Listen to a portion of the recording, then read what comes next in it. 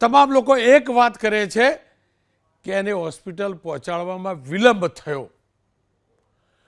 તમને નથી લાગતું કે આ શાળાની ઘોર બેદરકારી નહીં, બદમાશી છે?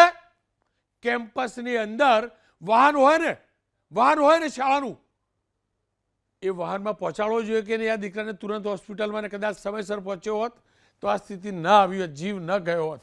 આ સંજોગોમાં આ શાળા સંચાલકો અને તેના કરતા ધર્તાઓ વિરુદ્ધ કાનૂની કાર્યવાહી થાય, પોલીસ ફરિયાદ થાય અને આરોપી બનાવવામાં આવે. બેદરકારીના કારણે જે થયું છે, માનવતા પણ નથી રાખી, ત્યારે તેના વિરુદ્ધ ફોજદારી એટલે કે પોલીસની કાર્યવાહી થાય તે કેટલું જરૂરી છે અને એ કાર્યવાહી કરાવવામાં વિભાગ કયા પ્રકારનો પ્રયાસ કરશે જો એ કસૂરવાર છે તો? જી, આમાં પ્રાથમિક દ્રષ્ટિએ તો આ સ્પષ્ટ જણાય છે કે શાળાએ ચોક્કસ આમાં બેદરકારી સંચાલકોને પ્રિન્સિપાલ સ્ટાફે રાખી છે. પરંતુ સીસીટીવી ફૂટેજ જે છે અત્યારે પોલીસ જે છે એમણે કબજે કરી અને એની તપાસ ચાલુ કરી છે.